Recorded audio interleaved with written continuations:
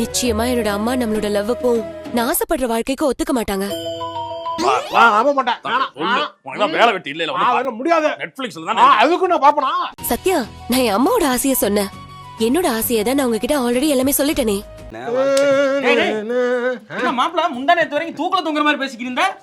ஜாலியா இருக்கே. மாமா, உங்க ஃப்ரெண்டுக்காக நீங்க கஷ்டப்பட்டு வாங்கின காரை அடமானம் வச்சு கொடுக்கறதுல ரொம்ப பெரிய விஷயம் மாமா. நீங்க நினைக்காங்க அப்படி இந்த உலகம் நினைக்கும். ஏய் உயிர் நண்பன்டா, அப்பலாம் போக மாட்டேன். அது வந்து சரி சரி, அந்த பொண்ணுக்கு மேல அன்பு இருக்கும் போல. ஆப்ல ஏ லவ் சிக்னலுக்கு கிரீன் செட் எப்படி ஹிட் மாமே, ஆனா காஸ்ட்லியா தெரியுது. அது காரை வச்சு பணத்தை ரெடி பண்ணிட்டேன்டா, இன்னைக்கே பணம் கொடுக்குறேன்னு சொல்லிட்டாங்க. பாத்தீங்களா, இந்த மாதிரி நல்ல நல்ல நண்பர்கள் இருக்காங்க. அதை விட்டு சில பேப்பர் ஐடின்னு ஆற பயலுகளும் இருக்காங்க. செல்வானனுக்காக தான். எதுக்குடி மாப்பிள்ள கார அடமான வச்சு செல்வத்துக்கு பணம் கொடுக்கணும்? பண்ணக்கூடாது, பண்ணக்கூடாது, பண்ணவே கூடாது.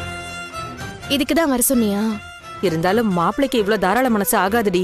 என்னன்னு பல பேருக்கு இங்க புரியும். ஆமா கிழிச்சாரு. 300 ரூபாய் இதுல சேவ் பண்ண வேண்டியது. எப்படி இவர் பார்த்துட்டு சும்மா இருப்பாரு?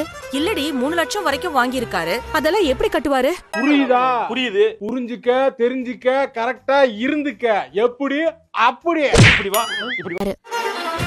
செல்வானனுக்கும் இப்ப கார் இல்ல. பாவம், அவர் பொழப்புக்கு இப்ப வேற என்ன பண்ணுவாரு?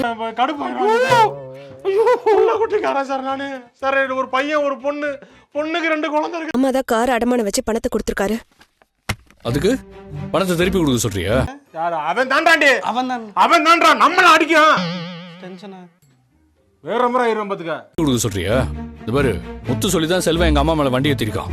இது எனக்கு நல்லா தெரியும். ஏமா அவர் பண்ணவே இல்ல. ஜனவரி விளையாண்டுட்டு இருந்தா ஊரே பாத்துருக்கு. அப்புறம் திருப்பி நீ வசிக்கிட்டு இருக்கேன்னு